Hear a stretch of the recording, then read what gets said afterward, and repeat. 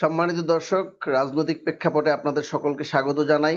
দেশ এবং বিদেশ থেকে যারা আমাদের সাথে যুক্ত হয়েছেন সকলকে অসংখ্য ধন্যবাদ। দর্শক, একটি কথা না বললেই নয়, বাংলাদেশের বর্তমান যে রাজনৈতিক পরিস্থিতি, বাংলাদেশের যে সার্বিক পরিস্থিতি, অর্থনৈতিক অবস্থা, তাতে সব মিলিয়ে বাংলাদেশ যে খুব একটা ভালো আছে এমনটা নয়। বাংলাদেশ যে খুব বেশি খারাপ আছে সেটা বলা বাহুল্য। বিষয়টা হচ্ছে যে কোন নেতৃত্ব, যে নেতৃত্ব বাংলাদেশকে একটি সুন্দর, শান্তি, শৃঙ্খলা, নিরাপত্তা এবং স্বস্তির দিকে নিয়ে যাবে। আমরা আশা করেছিলাম 5ই আগস্ট পরবর্তী যে বাংলাদেশ, সেই বাংলাদেশে স্বৈরতান্ত্রিক শাসন ব্যবস্থা থেকে মুক্ত হয়ে একটি গণতান্ত্রিক ধারাবাহিকতায় ফিরবে। আমাদের সকলের আশা ছিল যে শেখ হাসিনার শাসন আমলে বাংলাদেশে যে একনায়কতন্ত্র ছিল, যে স্বৈর শাসন ছিল, বাংলাদেশের নির্বাচন ব্যবস্থাকে ধ্বংস করে দেওয়া হয়েছিল, লুটপাট, দুর্নীতি, অনিয়ম, সে সকল অনিয়ম থেকে বাংলাদেশ মুক্ত হয়ে স্বস্তির নিঃশ্বাস দিবে। কিন্তু হায়, কি দুর্ভাগ্য, কি হতাশাজনক, আমরা বর্তমানে 5ই আগস্টের পরবর্তী যে বাংলাদেশ পেয়েছি, সেই বাংলাদেশ শেখ হাসিনার শাসন আমলের চেয়েও আরো বেশি মর্মান্তিক, আরো বেশি নিষ্ঠুর, আরো বেশি পাশবিক, আরো বেশি মর্মান্তিক, আরো বেশি ভয়ানক, আরো বেশি দুর্নীতিগ্রস্ত, আরো বেশি অনিয়মে ভরা। যারা বৈষম্যহীনতার কথা বলেছে তারা আসলে চরম বৈষম্যমূলক আচরণ করছে সমাজের সাথে, রাষ্ট্রের সাথে। অনিয়ম, দুর্নীতি আগের থেকে বহুগুণ বেশি। চাঁদাবাজির কথা না বললেই নয়। কিন্তু বিষয় হচ্ছে, আসলে যে স্বপ্ন বাংলাদেশের জনগণ দেখেছিল, সেই স্বপ্ন কি বিএনপির নেতৃত্বে তারেক রহমান সাহেব বাংলাদেশের মানুষের সেই আশা পূরণ করতে পারবে কিনা? যদি তিনি সেটা পারেন, আলহামদুলিল্লাহ। যদি সেটা না পারেন, তাহলে বাংলাদেশের অবস্থা কি হবে?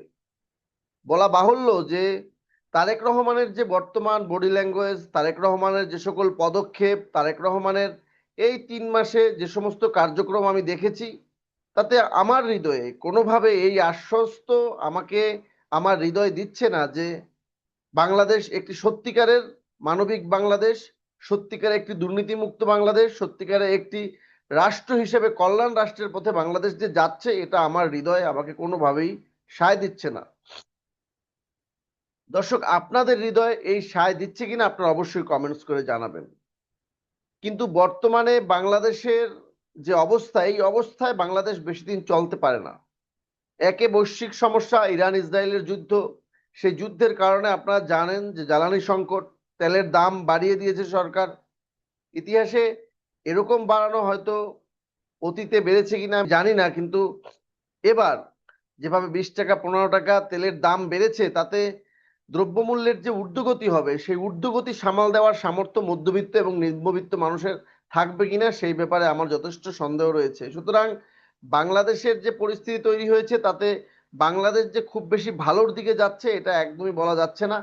আর যদি সত্যিকার অর্থে দেশের মধ্যে সেই অরাজকতা লেগে যায়, যদি দেশের মধ্যে দ্রব্যমূল্যের ঊর্ধ্বগতি মধ্যবিত্ত নিম্নবিত্ত মানুষের যদি সত্যিকার অর্থে সেই শ্বাসরুদ্ধকর পরিস্থিতিতে পড়ে যায়, ইতিমধ্যেই দেশে আইন শৃঙ্খলা পরিস্থিতি খুব একটা ভালো না, মোটেও ভালো না। দেশে কোথাও কোনো শান্তি, শৃঙ্খলা, নিরাপত্তা নেই। মানে দেশ এখন যে আসলে এই দেশে যে আইন শৃঙ্খলা রয়েছে, এই দেশ যে কোনো একটি স্বাধীন দেশ, এদেশের সেরকম কোনো লক্ষণ এদেশের রাস্তাঘাটে বেরোলে দেখা যায় না। দেশের মধ্যে একটি মানে আহ, মনস্তাত্ত্বিক দুর্ভিক্ষ শুরু হয়ে গিয়েছে। এভাবে একটি রাষ্ট্র চলতে পারে না। আমি জানি না যে এভাবে বিএনপি কতদিন বাংলাদেশকে পরিচালিত করতে পারবে, কিন্তু আমি মনে করি যে বাংলাদেশের যে অবস্থা, সেই অবস্থা থেকে পরিত্রাণের জন্য অবশ্যই বিএনপির উপরে অনেক বড় গুরুদায়িত্ব। বিএনপি যদি সেই সকল গুরুদায়িত্ব পালন করতে ব্যর্থ হয়, সেই সকল গুরুদায়িত্বের দিকে যদি মনোযোগ বা মনোনিবেশ না করে, তাহলে যে সংকট তৈরি হবে, যে পরিস্থিতি তৈরি হবে, সেই পরিস্থিতি আসলে বিএনপির পক্ষে সামাল দেওয়া খুব বেশি সহজ হবে না। কারণ আপনারা জানেন যে বাংলাদেশে ইতিমধ্যে আপনারা জানেন যে নানা রকমের দেশি বিদেশি শক্তির অস্তিত্বের সন্ধান পাওয়া গিয়েছে। তারা বাংলাদেশের রাজনীতিকে নিয়ন্ত্রণ করছে এবং ডিপ স্টেট এখনো ব্যাপকভাবে সক্রিয়। সুতরাং আওয়ামী লীগকে যারা তাড়িয়েছে, তারা যে বিএনপিকে তাড়াবে না তার কোনো নিশ্চয়তা নেই। সুতরাং বাংলাদেশের দেশত্ববোধ যাদের রয়েছে সে সকল রাজনৈতিক দল, সেটা আওয়ামী লীগ হোক, বিএনপি হোক, জামাত হোক, জাতীয় পার্টি হোক, এনসিপি হোক, যেই হোক, যে সকল রাজনৈতিক দলের মধ্যে বাংলাদেশ প্রীতি রয়েছে, দেশত্ববোধ রয়েছে, দেশপ্রেম রয়েছে, সেই সকল রাজনৈতিক দলের মধ্যে যদি গণতান্ত্রিক চর্চা উদারভাবে না হয় এবং জনগণ যদি স্বতঃস্ফূর্ত তাদের মতবাদ বা জনগণ যদি সম্পূর্ণভাবে তাদের মত প্রকাশ করতে না পারে, স্বাধীন মত প্রকাশ করতে না পারে, তাহলে যে বিধ্বংস বাংলাদেশের জন্য অপেক্ষা করছে সেটা বাংলাদেশের জন্য কখনোই সুখকর হবে না। যে পথে আওয়ামী লীগ গিয়েছে সেই পথে বিএনপি হাঁটছে এমনটা অনেকেই বলছে, কিন্তু যদি গণতান্ত্রিক ধারাবাহিকতা ফিরে না আসে, যদি জনমনে স্বস্তি না আসে, যদি মানুষের মনে আত্মবিশ্বাস ফিরে না আসে, তবে বাংলাদেশের ললাটে খুব বেশি ভালো কিছু রয়েছে বলে আমি মনে করি না। সুতরাং আপনারা দর্শক আমার সাথে একমত হবেন কিনা আমি জানি না। আমি মনে করি বিএনপির আরো শক্তভাবে, আরো কঠোরভাবে রাষ্ট্রের নিয়ন্ত্রণ নেওয়া দরকার। জনগণের যে প্রকৃত আকাঙ্ক্ষা, সেই আকাঙ্ক্ষার দিকে মনোযোগ দিয়ে রাষ্ট্রের কল্যাণে, রাষ্ট্রের সাথে, দেশের স্বাধীনতা সার্বভৌমত্বের সাথে কাজ করা উচিত। দর্শক, যদি ভিডিওটি ভালো লাগে অবশ্যই চ্যানেলটি সাবস্ক্রাইব করবেন এবং অবশ্যই মন্তব্য করবেন যে আসলে কেমন বাংলাদেশ আমাদের স্বপ্ন ছিল, কেমন বাংলাদেশ আমরা পেয়েছি, কেমন রাষ্ট্র চালাচ্ছে বিএনপি সরকার। ভালো থাকবেন, সুস্থ থাকবেন। আসসালামু আলাইকুম।